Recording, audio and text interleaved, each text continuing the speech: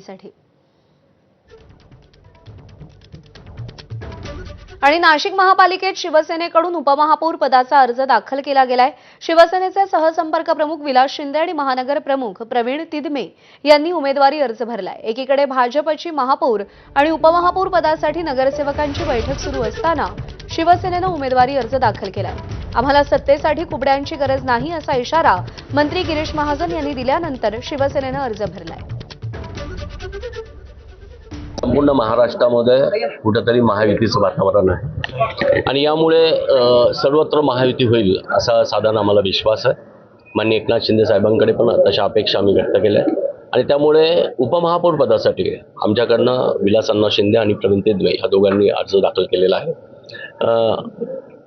युतीत लढायचं आहे की विरोधात बसायचं आहे याचा सर्वस्वी निर्णय शिवसेनेचे मुख्य नेते आदरणीय एकनाथ शिंदे साहेब घेतील।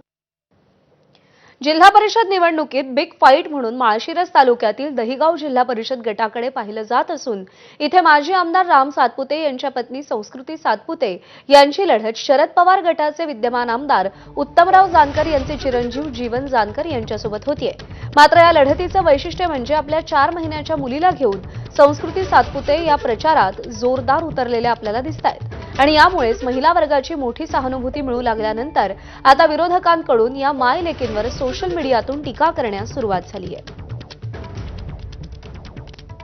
आमचं बाळ आता माझ्या पत्नीच्या कडेवर होतं, त्या बाळाचे आमचे फोटो तिचे फोटो व्हायरल केले आणि बाळावर सुद्धा हे टीका करतात। अरे ठीक आहे, राम सातपुतेला तुमचं वाकडं केलं, तुमच्या विरोधात लढतो, पण आमच्या 4 महिन्याच्या लेकराने तुमचं काय वाकडं केलं? हे इतकं घाणेरडं राजकारण करू नका। देव अशा राजकारणाला कधी थारा देणार नाही आणि तुमचं कल्याण कधीच होणार नाही। त्यामुळे अजित पवारांकडे भाजपच्या भ्रष्टाचाराचे पुरावे होते, ते स्वगृही येण्याच्या तयारीत होते असा दावा करत अजित पवारांचा विमान अपघात ऑपरेशन लोटसचा भाग आहे असा गंभीर आरोप ठाकरेंच्या शिवसेनेचे खासदार संजय राऊत यांनी केलाय, तर त्याला भाजपचे नगरसेवक नवनाथ बन यांनी प्रत्युत्तर दिले।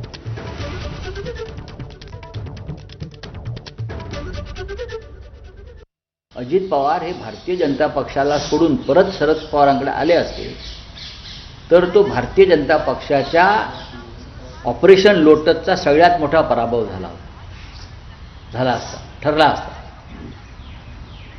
त्याच्यामुळे अजित पवारांचा संशयास्पद विमान अपघात हा सुद्धा ऑपरेशन लोटसचाच भाग आहे का असा लोकांनी प्रश्न विचारलेला आहे। ऑपरेशन लोटसचा भाग आहे का तो? इतक्या निर्घृण पद्धतीने देशात राज्यकारभार सुरू आहे, कोणालाही आपल्या जीवाची शाश्वती नाही।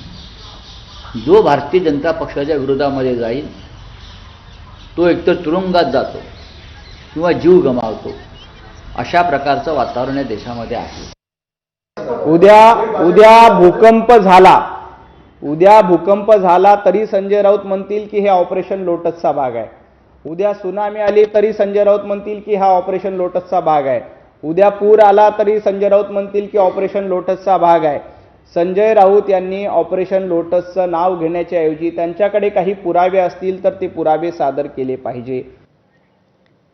आणि अजित पवारांनी दोन्ही